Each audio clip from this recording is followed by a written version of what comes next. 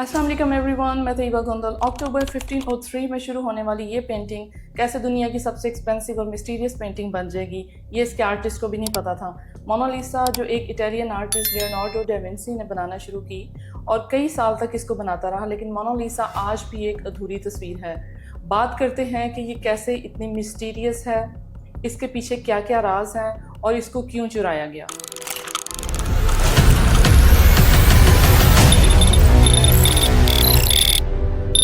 Leonardo da Vinci ना सिर्फ एक आर्टिस्ट था बल्कि इंजीनियर, इन्वेंटर, एनाटॉमिस्ट, आर्किटेक्चर, कार्टोग्राफर और तो और ये म्यूजिशियन और राइटर भी था।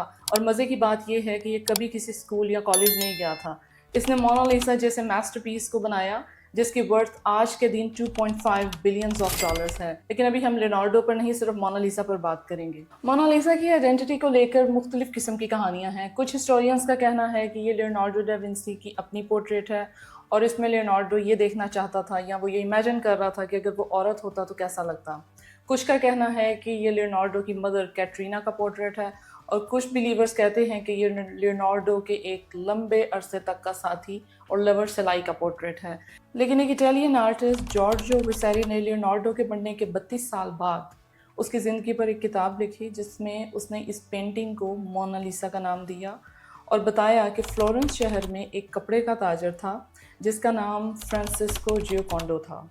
उसने अपनी बीवी जिसका नाम लीज़ा गिर्दीनी था उसके लिए ये पेंटिंग कमीशन करवाई थी। लीज़ा गिर्दीनी की शादी 5 मार्च 1495 में हुई थी और लीज़ा अपने हस्बैंड से तकरीबन 15 साल छोटी थी और दूसरे बेटे की पैदाइश पर इन्होंने एक नया घर लिया था। तो इस खुशी में इसके शौहर ने फ्रांसिस्को ने अपनी बीवी के लिए पोर्ट्रेट बनवाना था। लियोनार्डो का बाप लीज़ा गिर्दीनी के शौहर जियोकोंडो का फैमिली लॉयर था और एक दूसरे को ये बहुत अच्छे से जानते थे।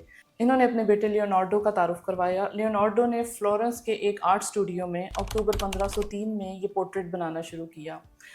उस वक्त अमीर लोग अक्सर इस किस्म के पोर्ट्रेट्स बनवा के तो अपने घरों में या अपने रेजिडेंस में लगाते थे और ये बड़ी हाई स्टैंडर्ड्स जॉब समझी जाती थी। इस पेंटिंग के 2 नाम बनते थे, मोना और मेडोना, जो एक पोलाइट टाइटल है जिसका मतलब है माई लेडी और जिससे ये बना मैडम लीज़ा और मोनालिसा। और शादी के बाद इसके शौहर का सरनेम इसके साथ लग गया तो ये लीज़ा गिर्दीनी से लीज़ा जियोकोंडो बन गई जिसका मतलब है हंसती मुस्कुराती। लिहाजा इसका इटालियन नेम बनता है ला जियोकोंडो जिस पोर्ट्रेट के साथ लिखा है। जब लियोनार्डो ने पोर्ट्रेट बनाना शुरू किया तो लीज़ा गिर्दीनी को शुरू के कुछ सालों में काफ़ी दफ़ा स्टूडियो में आना पड़ता था जहाँ वो अपने मखसूस अंदाज में बैठ जाती और क्योंकि घंटों तक बैठना पड़ता था तो लिहाजा लियोनार्डो ने म्यूजिशियंस और क्लाउन्स को हायर करना जो आते और आके इसको एंटरटेन करते थे और इसके मुंह पे एक मुस्तकिल और खूबसूरत सी मुस्कुराहट रहती थी। जब लीज़ा गिर्दीनी की पेंटिंग बन रही थी उस वक्त इसकी उम्र तकरीबन 24 साल थी। अगर आप इस पेंटिंग को गौर से देखें तो इसके सर पे एक ब्लैक वेल है। हिस्टोरियंस इसको बहुत से रीजंस बताते हैं। 16वीं सदी में फ्लोरेंस इटली में जो शादीशुदा औरतें थी वो अपना सर अक्सर ढांप के रखती थी, ये एक स्टैंडर्ड साइन था। एक रिसर्च ये भी कहती है कि इस वेल को बच्चे की पैदाइश के बाद अक्सर औरतें पहनती थी। ये थ्योरी भी ठीक है क्योंकि इसके यहाँ कुछ दिन पहले बेटा पैदा हुआ था। कुछ स्कॉलर्स ये कहते हैं कि उस वक्त सिल्क का वेल बहुत अमीर घरों की औरतें पहनती थी और ये एक स्टेटस सिंबल था। मोनालिसा को बनाने में 16 साल लग गए। इस दौरान लीज़ा गिर्दीनी के शौहर फ्रांसिस्को ने कई दफ़ा लियोनार्डो से पेंटिंग के बारे में पूछा लेकिन हर दफ़ा जवाब मिलता कि ये मुकम्मल नहीं है। ना ये कभी मुकम्मल हुई ना उसके शौहर को पोर्ट्रेट मिली, लिहाजा इसको बनाने का जो मुआवजा लियोनार्डो के साथ तय हुआ था वो भी लियोनार्डो को ना मिल सका। लियोनार्डो इटली में जहाँ भी जाता ये पेंटिंग उसके साथ रहती। पेंटिंग की कुछ बहुत ख़ास बातें हैं। पहली बात तो ये कि पेंटिंग किसी कपड़े या कैनवस पर नहीं बल्कि एक पॉपुलर वुड नाम की एक लकड़ी है जिस पे ये बनी है और ये बहुत ख़ास किस्म की लकड़ी है और उस वक्त अक्सर जो आर्टिस्ट्स हैं वो इसी लकड़ी पे काम करते थे। इसकी लंबाई तकरीबन 30 इंच और इसकी चौड़ाई 21 इंच है। इसका साइज़ कुछ इतना ख़ास बड़ा नहीं है उस ज़माने की, लेकिन ये पहली पेंटिंग है जो हाफ पोर्ट्रेट है और इंसान के फेस और स्पेशली उसके फीचर्स पर बहुत फोकस्ड है। मोनालिसा की कलर ग्रेडिंग की अगर बात करें तो येलो और ब्राउन ऑयल कलर्स में बनी है और बेसिकली ये बहुत डल पेंटिंग है। इस पेंटिंग में लीज़ा की आंखों के नीचे पफीनेस है और स्किन टोन जो है वो भी इसकी बहुत येलोइश है और जो इसकी गर्दन है उसमें सोजिश है जिसको देख के अक्सर मेडिकली प्रोफेसर ये कहते थे कि लीज़ा गिर्दीनी कोलेस्ट्रॉल और हाइपरथायरॉयड की पेशेंट है। लेकिन इसकी 2 वजह थी। पहली ये कि इस पे एक प्रोटेक्टिव वार्निश की लेयर है जिसकी वजह से ये ज़्यादा डार्क और येलोइश लगती है। वार्निश लेयर का मकसद इस लकड़ी को और इस पोर्ट्रेट को नमी से बचाना है, और दूसरी वजह यह है कि इस पेंटिंग को तकरीबन 520 साल होने को हैं। वक्त के साथ साथ इसमें ब्लीचिंग या कलर ग्रेडिंग भी देखी गई है। मोनालिसा पोर्ट्रेट एक बुलेट प्रूफ ग्लास में है और हाई फ्लैश कैमरा से इसकी तस्वीर नहीं ले सकते। अगर आप इस पोर्ट्रेट का बैकग्राउंड देखें तो कुछ हिस्टोरियंस ये कहते हैं कि ये आर्ट नोवेली है, लेकिन 2024 में एक रिसर्च से पता चला कि ये इटली की लेको वैली है, और जो ब्रिज आप इसके पीछे देख रहे हैं ये पोनेट रोमीटो ब्रिज है, जहां लियोनार्डो ने अपनी ज़िंदगी के कुछ साल गुजारे थे। इस बैकग्राउंड और लीज़ा में कुछ खास बाउंड्रीज नहीं है। कुछ बाल आप एक साइड पर देखेंगे। डा विंसी ने इसमें स्फुमोटो टेक्निक को इस्तेमाल किया था। स्फुमोटो का मतलब है बगैर बाउंड्री के धुंधला सा।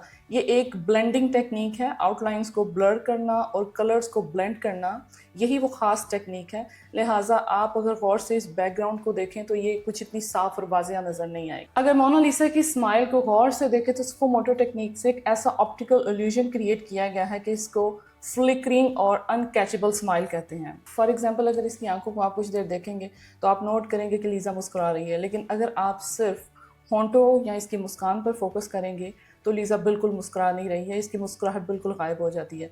डा विंसी ने इसके होंठों के गिर्द लाइंस और शेड्स को ब्लर किया है। लियोनार्डो बहुत रियलिस्टिक और परफेक्शनिस्ट आर्टिस्ट था, यहाँ तक कि लियोनार्डो ने एक हॉस्पिटल की बेसमेंट में कई रातें गुजारी जहाँ डेड बॉडीज़ आती थी ना, और ये उन डेड बॉडीज़ के होंठों के मसल्स को देखता था कि किस तरह मसल्स के खिंचाव से मुस्कुराहट बनती है। अब ये डेड बॉडीज़ ज़्यादातर आदमियों की होती थी, तो लिहाजा मोनालिसा पर एक ये भी क्रिटिसाइज़ किया गया कि इसके फेस में नस्वानियत यानी एक औरतों वाला एक्सप्रेशन नहीं है, बल्कि ये एक मर्दों वाली मुस्कुराहट। लियोनार्डो मरे हुए लोगों के जिस्म से आंखें निकाल कर अंडे की सफ़ेदी में रख कर उनको बॉयल करता था। जब ये आंखें उबल कर सख्त हो जाती तो उनको काट कर देखता, और इसने फाइंड किया कि लाइट रेज सिंगल पॉइंट पर आकर नहीं मिलती बल्कि रेटिना पर लगती हैं। रेटिना के बीच के हिस्से को फोविया कहते हैं। ये बहुत बारीक डिटेल्स दिखाने में आपकी हेल्प करता है, और दूसरी तरफ रेटिना का बाकी का हिस्सा शेडोज़ और ब्लैक एंड वाइट चीज़ों को ज़्यादा पिक करता है। इस रिसर्च का इस्तेमाल करके लियोनार्डो ने शेडोज़ पर इस तरह से काम किया कि अगर आप मोनालिसा को साइड से, यानी अगर आपका फेस इस साइड पे है लेकिन अगर आप साइड आई से उसको देखें तो भी आप इसकी मुस्कुराहट को फील करेंगे, और अगर आप इस पेंटिंग के आसपास वॉक कर रहे हैं या फिर रहे हैं तो आपको ऐसे लगेगा कि उसकी आंखें जो हैं वो आपका पीछा कर रही हैं। लेकिन ऑफ कोर्स ये ऑप्टिकल इल्यूजन है या शायद इंसानी नफ्सियात। मोनालिसा पोर्ट्रेट में आपने नोट किया कि इसकी आईब्रोज और जो इसकी आई लैशेज़ या पलकें हैं वो बिल्कुल नहीं है। इसकी वजह ये बताई जाती है कि लियोनार्डो ने इसको ड्रॉ किया ही नहीं था, क्योंकि वो सिर्फ आंखों और इसकी स्माइल पर फोकस था। लेकिन दूसरी तरफ ये भी साबित होता है कि फ्लोरेंस में 16th सेंचुरी में अक्सर औरतें जो अपनी आईब्रोज हैं वो शेव करवा देती थी ताकि इनका जो फॉरहेड है वो ज़्यादा बड़ा लगे। एक अंदाज़ा ये भी है कि मोनालिसा एक नामुकम्मल पोर्ट्रेट है, तो शायद लियोनार्डो इनको सबसे आखिर में बनाना चाहता था। 1516 में लियोनार्डो डा विंसी को फ्रेंच किंग फ्रांसिस I ने ज़ाती तौर पर फ्रांस बुलाया। उस वक्त लियोनार्डो अपने साथ ये पोर्ट्रेट लेकर फ्रांस आया, जहाँ ये 3 साल रहा और इस पोर्ट्रेट पर काम करता रहा। लेकिन आखिरी 2 सालों में लियोनार्डो की जो लेफ़्ट साइड है फालिश की वजह से ये एक साइड से मफलूज हो गया और इस पे ज़्यादा काम ना कर सका। 1519 में लियोनार्डो की डेथ हो गई, लिहाजा ये पेंटिंग अधूरी रह गई। इस पोर्ट्रेट के बैकग्राउंड में रोड्स, मोनालिसा की लेफ़्ट हैंड की एक फिंगर और आधी पेंटिंग पर कलर लेयर्स हैं और बाकी की आधी पेंटिंग्स पर कलर स्ट्रोक्स नहीं हैं, जिससे ये प्रूव होता है कि ये बिल्कुल अभी नामुकम्मल है। लियोनार्डो इस पर तकरीबन 16 साल काम करता रहा।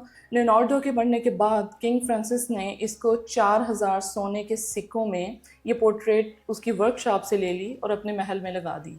ये 4000 सोने के सिक्के लियोनार्डो के एक लवर सलाई को मिले। लीज़ा गिरदीनी लियोनार्डो के मरने के 23 साल बाद 1542 में फ्लोरेंस में वफात पा गई। फ्रेंच रेवोल्यूशन के बाद 1797 में मोनालिसा के पोर्ट्रेट को बादशाह के महल से लोवर म्यूजियम पेरिस में लाया गया। 1800 में नेपोलियन बोनापार्ट इसको लोवर म्यूजियम से अपने महल में ले आया, जहां ये 4 साल तक उसके बेडरूम में दीवार पे लगी रही। 4 साल बाद ये वापस पब्लिक डिस्प्ले में म्यूजियम में आ गई। 21 अगस्त 1911 फ्रांस के शहर पेरिस में मंडे की सुबह थी और सब रूटीन में चल रहा था। 7:15 पर एक इटालियन जिसका नाम विंसेंजो पेरुजिया था لاہور میوزیم سے اپنے باقی 2 ساتھیوں کے ساتھ نکل رہا تھا۔ یہ لاہور میوزیم کا امپلائی تھا اور سنڈے کی رات ان تینوں نے میوزیم کے اسٹوریج میں گزاری تھی۔ اس نے مونا لیزا پورٹریٹ کو فریم سے نکال کر ایک کمبل میں لپیٹ دیا اور یہ تینوں صبح 8 بجے کی ٹرین سے نکل گئے۔ مونا لیزا پورٹریٹ کو چوری کرنے کا مقصد یہ تھا کہ کیونکہ یہ ایک اٹالین آرٹسٹ لیونارڈو کی ہے، لہٰذا اس پینٹنگ کو اٹلی میں ہونا چاہیے نہ کہ پیرس کے میوزیم میں۔ یہ اس صدی کی سب سے بڑی چوری تھی۔ اس زمانے میں میوزیم جو ہے یہ منڈے کو کلوز ہوتا تھا کلیننگ یا باقی مینٹیننس کے لیے، تو اس کے لیے منڈے کی صبح اس کو چوری کرنا زیادہ آسان تھا۔ 24 گھنٹے بعد منگل کی صبح ایک آرٹسٹ جس کا نام لوئس تھا وہ میوزیم میں آیا۔ یہ کچھ دنوں سے مونا لیزا کا اسکیچ بنا رہا تھا۔ اس نے جب آ کے دیکھا تو وہ دیوار خالی تھی اور اس نے جب گارڈز کو بتایا تو میوزیم کی انتظامیہ کو پتہ چلا کہ مونا لیزا کو کڈنیپ کر لیا۔ لاہور میوزیم کو فوراً خالی کر کے بند کر دیا۔ ٹرین، بس سٹاپ، شپس اور جو بارڈرز ہیں وہاں پہ گرینڈ آپریشن شروع ہو گیا۔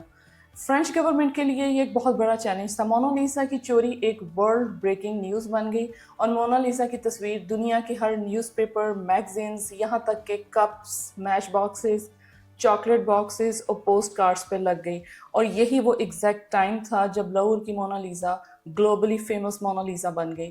اس پورٹریٹ کو پوری دنیا میں جو ایکچوئل فیم ہے وہ اس کی چوری کے بعد ملا۔ اس کو سٹولن سمائل کہتے تھے۔ لاہور میوزیم میں روز بروز جو وزٹرز ہیں ان کی تعداد بڑھتی گئی، جہاں وہ آ کے اس خالی دیوار کو گھنٹوں دیکھتے رہتے تھے۔ مزے کی بات یہ ہے کہ مونا لیزا لاہور میوزیم سے صرف 2 میل دور ونسینزو کے اپارٹمنٹ میں اس کے بیڈ کے نیچے پڑی تھی۔ پولیس اس کے اپارٹمنٹ میں بھی گئی کیونکہ یہ وہاں پہ امپلائی تھا، لہٰذا کچھ سوال جواب کے بعد اس کو چھوڑ دیا۔ یہاں تک کہ پیبلو پکاسو جیسے بڑے آرٹسٹ کو بھی شامل تفتیش کیا گیا۔ تقریباً 2 سال مونا لیزا اس اپارٹمنٹ کے بیڈ کے نیچے ایک ٹرنک میں پڑی رہی۔ دسمبر 1913 میں پروجیا مونا لیزا کو لے کر اٹلی چلا گیا۔ وہاں ایک ہوٹل میں اس نے اسٹے کیا اور فلورنس کے ایک آرٹ ڈیلر الفریڈو کو ایک خط لکھا کہ میرے پاس لیونارڈو دا ونسی کا ایک آرٹ ورک ہے اور میں اس کو اٹالین گورنمنٹ کو واپس کرنا چاہتا ہوں، جس کے لیے مجھے $500,000 اٹالین لیرا چاہیے۔ الفریڈو نے ایک آرٹ گیلری کے ڈائریکٹر سے رابطہ کیا اور یہ دونوں پروجیا کو ملنے ہوٹل پہنچ گئے۔ پروجیا نے فوراً مونا لیزا کا پورٹریٹ نکال کے ان کو دکھایا اور یہ فوراً پہچان گئے کہ یہ اوریجنل اور سٹولن مونا لیزا ہے، کیونکہ اس کے پیچھے لاہور میوزیم کی اسٹیمپ لگی تھی۔ ان دونوں نے پروجیا کو کنونس کیا کہ یہ پینٹنگ ہمیں دے دو، ہم اس کو آرٹ گیلری میں اس کی ویریفیکیشن کرواتے ہیں کہ یہ اوریجنل ہے یا نہیں، اور ہم گورنمنٹ سے بات کر کے تمہیں پیسے دلا دیں گے، تم ہوٹل میں ہمارا ویٹ کرو۔ پروجیا فوراً مان گیا۔ ان دونوں نے پینٹنگ لی اور سیدھے پولیس اسٹیشن چلے گئے، جہاں انہوں نے پولیس کو بتایا اور کچھ دیر بعد پولیس نے ہوٹل سے پروجیا کو اریسٹ کر لیا اور اٹلی نے مونا لیزا پورٹریٹ فرانس کو واپس کر دیا۔ جنوری 1914 میں مونا لیزا اسٹیٹ آنر کے ساتھ واپس پیرس آ گئی، لیکن اپنے ساتھ ایک گلوبل اٹینشن بھی لے کر آئی۔ اگلے 2 دن میں لاہور میوزیم کو 1,20,000 لوگوں نے وزٹ کیا، جو ایک ریکارڈ بریک تھا۔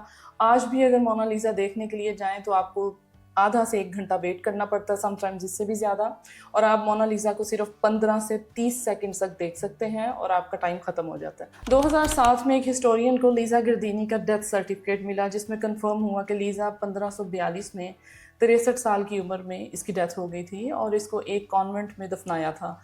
500 سالوں میں اس کانوینٹ پر آف کورس مزید کنسٹرکشن ہو گئی تھی، لیکن 2011 میں ایک آرکیولوجسٹ ٹیم نے کانوینٹ کے فلور کے نیچے سے کھدائی شروع کی اور ان کو 12 اسکیلٹنز یا تقریباً 12 مختلف ہڈیاں ملیں۔ ان سب کا ڈی این اے کیا گیا، لیکن صرف ایک ڈی این اے سے پتہ چلا کہ یہ تقریباً 62-63 سال کی عورت تھی اور جس کی ڈیتھ تقریباً 500 سال پہلے ہوئی تھی، اور کافی حد تک جو سائنٹسٹس ہیں ان کا خیال تھا کہ یہ لیزا گردینی کی ڈیڈ باڈی ہے۔ اس کے بعد مزید 5 سال تک یہ اس کا سر ڈھونڈتے رہے تاکہ فیشل ریکنسٹرکشن سے اس کا جو اصل چہرہ ہے وہ بنا سکے، لیکن انہیں کسی قسم کا کوئی سراغ نہ ملا اور فائنلی یہ سرچ جو ہے انہوں نے بند کر دی۔ مونا لیزا آج بھی پوری شان و شوکت کے ساتھ دنیا کی توجہ کا مرکز ہے اور ہر سال 10 سے 12 ملین لوگ پوری دنیا سے اس کو دیکھنے جاتے ہیں۔ اگر آپ میں سے بھی کوئی لاہور کی مونا لیزا دیکھنے گیا ہے تو کامنٹس میں اپنا ایکسپیرینس ضرور بتائیں۔ اپنا خیال رکھیں۔ اللہ حافظ۔